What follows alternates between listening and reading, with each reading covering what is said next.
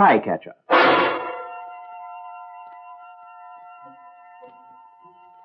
A series of true stories of the unceasing search for enemy spies in wartime, based on the memoirs of Lieutenant Colonel Oreste Pinto of the Allied Counterintelligence Service. This week's story is entitled Neutral Ground. The part of Colonel Pinto is played by Bernard Argent.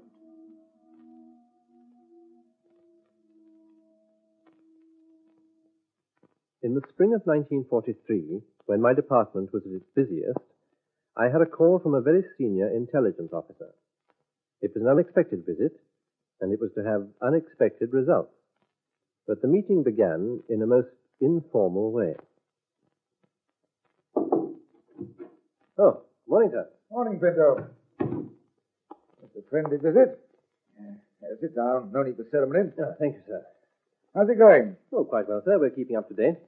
Overdoing it? No, I don't think so. A rather short staff, but we're coping all right. How long is it since you had leave, Colonel? Oh, not since before the war, sir. At least 3 years. Much too long. You'll be getting the admin people into trouble. You should take your leave. Oh, I'm afraid we're much too busy, sir. It takes us all our time to keep up with routine. That's just the point. I've been talking to the M.O. He's rather worried about you. Tells me you're losing weight. Puts it down to overwork. He's been watching you in the mess, too. Says you're getting jumpy. We both prescribe a spot of leave. What about it? Well, if you'll permit me, sir, I disagree. I'm quite fit. I know the work of this headquarters, and this is not the time to take a holiday. It couldn't be done. You know the old army saying, Pinto, no man should be indispensable. Supposing you had a breakdown. Supposing I had to put in a confidential report saying that, that you should be transferred to a lighter job. Well, sir, if you feel like that... Good. So you'll apply for leave. If you say so, sir. Today? Yes, I'll make an application today. Good. And I'll see if I can get you extra staff. Now, have a good holiday. Thank you, sir. And have a good rest. Yes, sir. Oh, sorry, sir. Quite all right, Captain. Come in. I'm just leaving. Oh, thank you, sir. Brigadier. Yes. Another case, sir? No. Well, we've enough on our plate already, sir. Here's today's batch. Just come in. 5 escapers from Belgium. Let's see. Well, they seem all right, sir. Good. You may have to deal with this batch yourself. I'm going on leave. Leave, sir? The M.O. says I'm losing weight and getting jumpy. Do you think so? No, sir. And the Brigadier prescribed leave. There are no buts. It's an order. When, sir? Immediately. They seem to think I'm falling to pieces. Where will you go, sir? I don't know. Have you any suggestions? Well, there isn't much you can do nowadays, sir. Most of the coast towns are restricted. Fishing? I don't fish. Golf? No, don't play golf. Oh, I think I'll go to Air. It's the nearest neutral country. No rationing, no blackout. Tons of butter and eggs. I'll gorge myself and put on 2 stones. That should please the M.O. Well, don't forget the poor relations, sir. You can send back food parcels, you know. I won't forget. Do you know anyone over there, sir? Tim O'Reilly. You remember him? Yes, he's in the tank corps, sir. I thought he was in the desert. Oh, he was wounded at El Agala. He was invalided out about 6, 7 months ago. Went back to Air. It's nice to see him again. Oh, he was a great fisherman, wasn't he, sir? Well, I didn't say I was against fishing. I could always sit and watch. Yes, sir. But Air is neutral, sir. Do you think it's safe for you to go there, sir? Why? Well, you all sorts of papers and identifications, and there's still a German embassy there and consulate. My identity papers say I'm Frank Jackson. Oh, yes, of course, sir. And I think I could concoct a suitable cover story for myself for a quiet holiday. And I think you should start on this batch of reports. All right, sir. Captain. Yes, sir? You'll get me some good books on Irish folklore. Yes, sir. As my assistant had said, a visit to a neutral country could be dangerous. But as ordered, I applied for leave, and it was granted immediately. Within 3 days, I was in Air, looking forward to walking again in lighted streets and ordering an unrationed meal. I found my old friend, Tim O'Reilly, and, of course, he took me fishing. Now, you can just sit there and take it quiet and watch me. What do you expect to catch around here, Tim? I was about to ask you the self-same question. Me? Oh, I'm on holiday, Tim. I can assure you it's not a busman's holiday. No strings attached. I just want to eat and sleep and get fat. Do you know? Well, I'm after a trout. A big, fat trout. It lives in that pool down there. In half an hour, with a bit of luck, I'll have him out of it. Isn't that a lot of trouble for one trout? Nothing's a trouble in Ireland. We'll have him for supper. How's the leg, Tim? Oh, all right.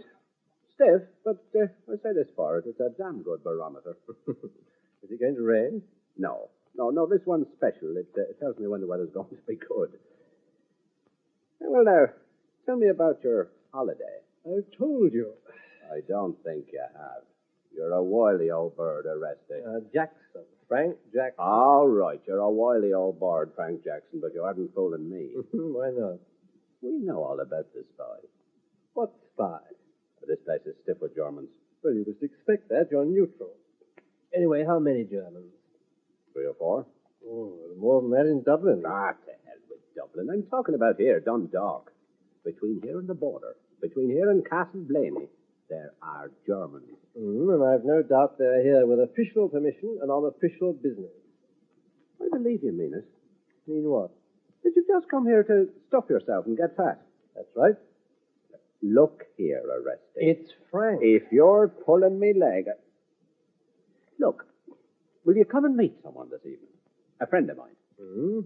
Always pleased to meet a friend of yours. What's his name? Father Devlin. He has a parish just outside the town. He knows everything that goes on around here. Will you come and meet him? Whatever you say. And I'll get this trout out, and we'll take it round to him. We'll have it for supper. Whatever you say.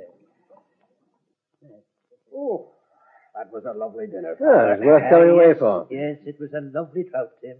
Well worth all the trouble of catching him. It took nearly half an hour to land him, Father. And now, to the best of my knowledge, it's taken you 4 weeks to land him. Well, that's the sport of it, Father. Well, now, let's have a little drink to wash it down. You take whiskey, Mr. Jackson? Yes, please. Do you find this much of a change from England, Mr. Jackson? I hope he won't, Father.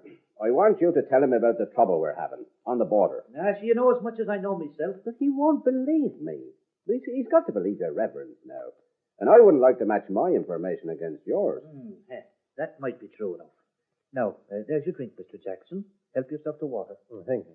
Now, what is it you're wanting to know? He doesn't want to know anything. He won't listen to me. I want you to tell him. Now, it happens, Father, that he's an old friend, and he's an expert on spies. Mm-hmm. It also happens, Frank, that Father Devlin knows everything that goes on around here. Nah, I wish I did, Tim. But if there's a story to tell, where do we begin?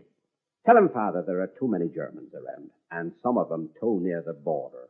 But he won't listen to me. All I said to Tim was that 2 or 3 Germans are not a lot. Well, not in a neutral country, and you are neutral. Neutral me foot. I was 3 years in the tank corps in the Western Desert. Now, there is trouble, Mr. Jackson, and Tim's all for doing something about it. But there isn't much we can do. You see, it's hard to put a finger on it. We're near the border, and there's a lot of talk going round. Well, maybe talk's too big a word. The fact is, something's going on, and nobody's quite sure what it is. Or sure, I know myself. Nobody knows, but everybody knows, if you know what I mean. What kind of talk? About these Germans, and plotting trouble on the border and over the border. You mentioned a spy. Did you mean that? And you know who he is? We have a damn good idea.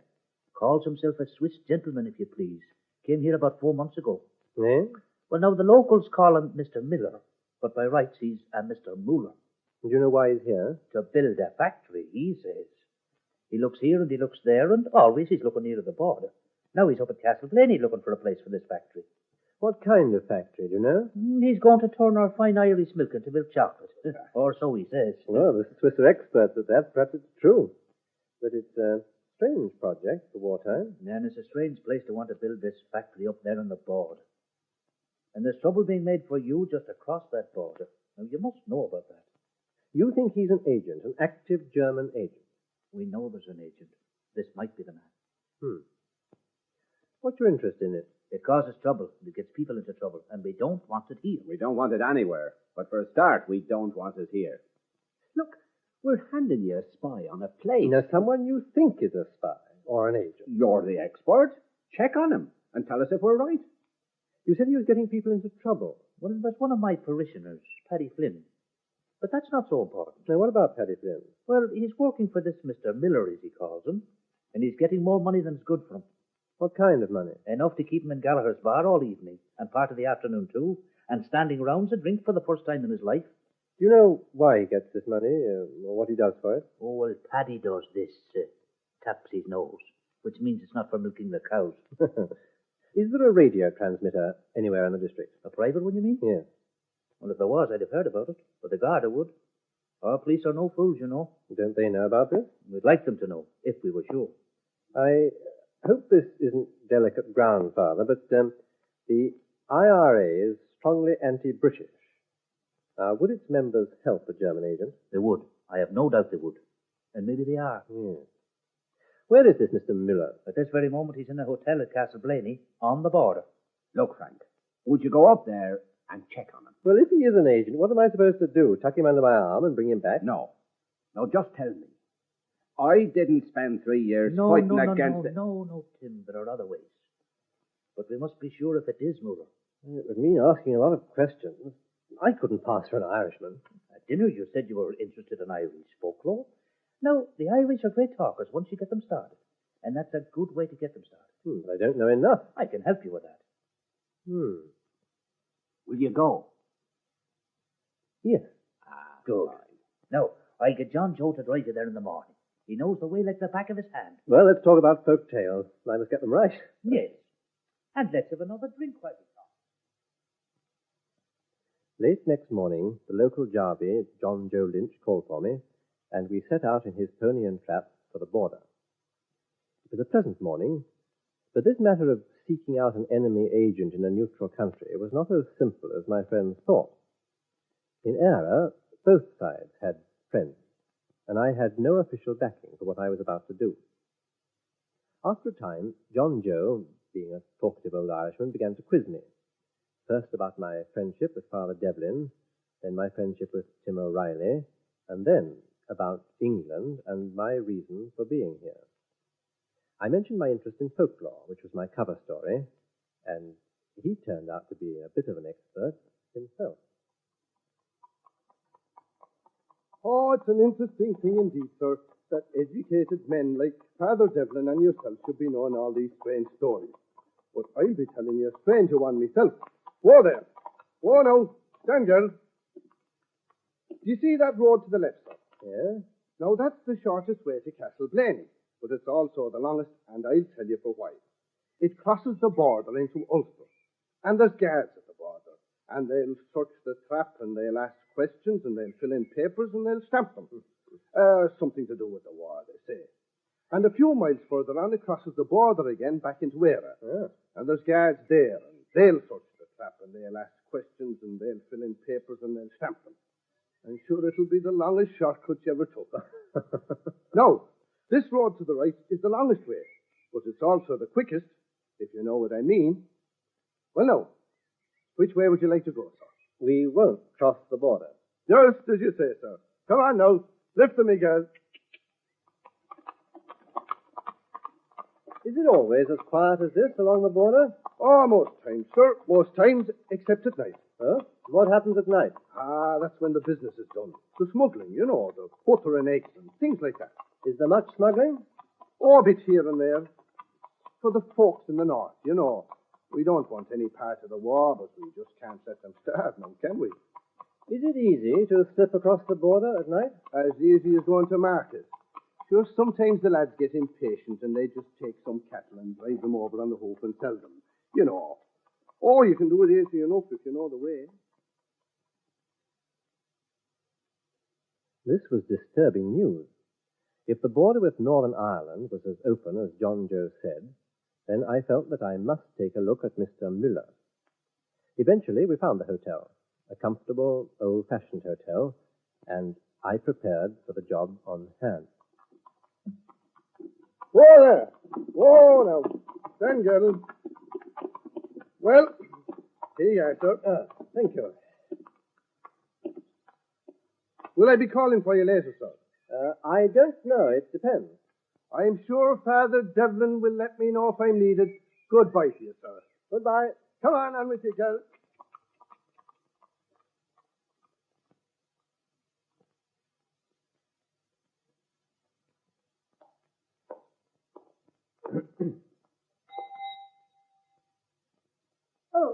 afternoon, sir. Good afternoon. My name is Jackson. I understand that I have a room reserved. Yes, sir. Will you sign the register, sir? It's room number 5. Thank you. You're just too late for lunch, sir. But would you like something to eat? I could probably get you... Oh, Mr. Muller. Yes, Mrs. Finn. There's a letter for you, sir. Oh, Here it is, sir. thank you, Mrs. Finn. Will you be in for dinner this evening, sir? Yes, about 7. Oh, I beg your pardon. That's quite all right. Now, would you like something to eat, Mr. Jackson? Mr. Jackson. Oh, I'm sorry. No, thank you, Mrs. Finn. Very good, sir. Here's your key, sir. Thank you. Room number 5. And dinner is at 7 o'clock. I settled in at the hotel and then decided to see the town and the border. There were less than half a dozen guests at the hotel, and it was simple enough later to get into conversation with Mr. Müller. He was an intelligent, pleasant-looking man and typically Nordic. After dinner, I invited him to have coffee with me. He accepted, and he seemed to know that I had sought him out. Well, this corner seems quiet enough. Will this do? Of course. Excuse me, sir. Will you have coffee in here, sir? Yes, Mrs. Finn. Brandy? Please. And 2 glasses of brandy, please. Yes, sir. I'll bring it straight away, sir. So, you know Switzerland, Mr. Jackson. You know Zurich? Yes, very well. Bern? Unfortunately, no, not so well. You would find it most interesting. In your researches. You must tell me about your researches. Bern is also very ancient, many legends, and very beautiful. But perhaps I'm biased. It is my native city. Mm-hmm. How do you like Ireland, Mr. Miller? Delightful. But a business trip is not always a holiday. The Irish people are delightful too, but not as businesslike as one would wish. Have you been here long? I came only in July. From Bern? From Bern. Here you are, sir. Thank you, Mrs. Finn. That's all right. I'll pour out. Very good, sir. Black or white? Black, please. Thank you. And your brandy. Thanks. How long will you be with us, Mr. Jackson? Oh, just a day or two. Perhaps until the end of the week. Short holiday? Yes. From England? Yes. To study this ancient history, this folklore? Yes. I also have friends here with similar interests, and it's important to keep in touch. You must tell me about your studies. Certainly, if you're interested. In this part of Ireland, the legends are mostly concerned with a great hero. Mythical? Yes, named Cuchulainn. I have heard it mentioned. He was a warrior, the great champion. Also, there was a bull, a brown bull called the Brown Bull of Kelney. This bull was over the border in Ulster. It belonged to Dara. It was supposed to have magical qualities. Well, some of the people on this side of the border thought that they'd cross over and attack and take possession of it. Of course, it became known, and there was no doubt that Cuchulainn would be called upon to defend the bull. And Cuchulainn had never been defeated in battle. But the people on this side were equally determined, and they had a plan. Most interesting. You must tell me how it ends. Well, of course, it's a kind of history, really prehistory. This contest for the bull is one of the great Celtic legends. In fact, it's the contest between night and day, or between light and darkness. In the story, the forces of light were across the border? Yes. And, of course, the forces of light must always win. How would the story go now when it is dark over there, a blackout, and the light is here in County Monaghan? Well, that's an interesting point. I take it that you are also interested in modern history. You mean the war? Well, it's difficult not to be interested. How are things in England, Mr. Jackson? Well, very good. Most encouraging. And improving all the time. But, of course, I may be biased in this. Have you had experience of the night bombing? Oh, that's something we don't talk about. I'm sorry. It is called careless talk. Yes. I should not have asked. As a neutral, what's your opinion of it all? I think it's not my concern. Air is neutral, too. I must respect my host. Oh, you must have been asked often enough. Oh, yes, many times. I think it is very sad when two great nations find themselves Inevitably, locked in a life and death struggle, I find it distressing. You say inevitably. Do you mean unnecessarily? Well, it must be. Don't you think so? I don't know. I was asking you. You ask many questions, Mr. Jackson. It would seem that you're... Excuse me, Mr. Muller. Yes, what is it? There's a phone call for you. Oh, thank you, Mrs. Finn. Excuse me, please. Certainly. If you will come with me, Mr. Muller, I'll show you where you can stay. I was now certain that Müller was a German agent. But just as I was starting my attack on him, we were interrupted. Removing an enemy agent in a neutral country is a delicate and dangerous game. Governments don't like it, and the agent usually has many friends. I prepared my plan by sending a telegram. It was an innocent telegram to Tim O'Reilly, but it would do. I handed it to Mrs. Finn and waited for Miller to return. He was very confident, and if my suspicions were correct, I knew he must return to the fight. It was some friends, Mr. Jackson. They wished me to spend the evening with them, but I declined. I see. More coffee? No, thanks. Now, what were we saying? Well, you were saying that I asked many questions. Yes, Too many? perhaps. And you've returned to find out why. Tell me why. You've returned because you want to know who I am. And you suspect that I know who you are. Please go on. I shall, Mr. Miller. And I'll come straight to the point. Most people have some little habit that they hardly notice. Some constantly finger their necktie. Some touch their lapel. You, Mr. Miller, have the habit of playing with the top button of your waistcoat. You've done this several times since we met, and at particular times. May I examine it? Why? You think I'm being impertinent? Yes. Then you're quite free to leave. You can go away. But if you want to know who I am, you must stay and take my questions. Who are you? I'll be quite frank with you, Mr. Miller. We give our agents buttons like that, too. But we try to ensure that they don't fiddle with them. I believe you got the idea from us. For our pilots and air crew who might crash in enemy territory, we put in the button a small compass. For our agents, we put in a poison pill. If in danger from a person like me, you can give it to me.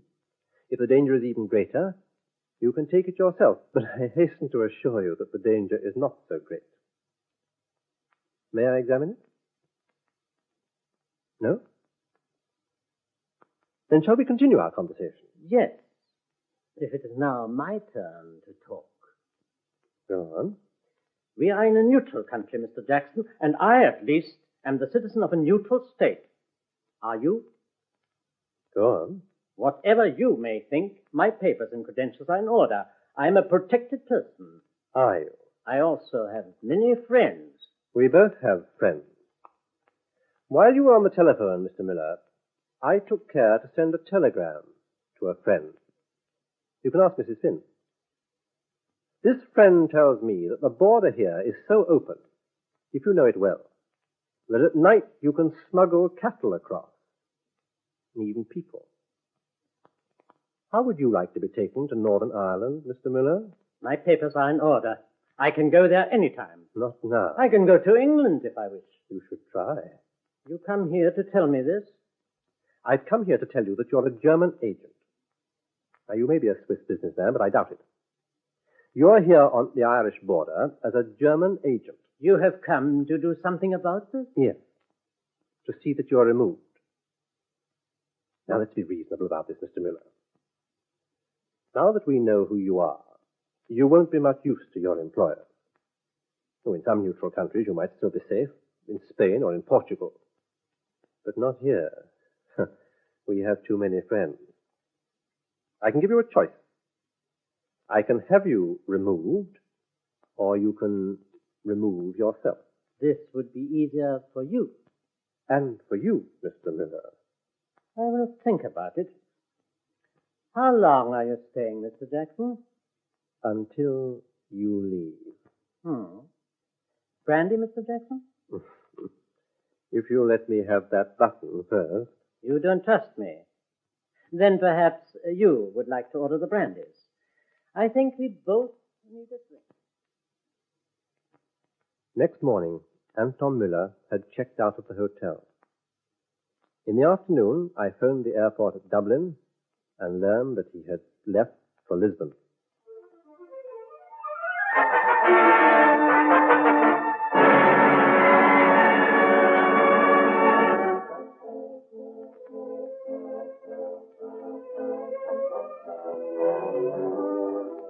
There was no doubt that Anton Müller was a German spy. But there was nothing more I could do, except to return to Dundalk and hope that, until the war was over, my chief would never hear about my busman's holiday.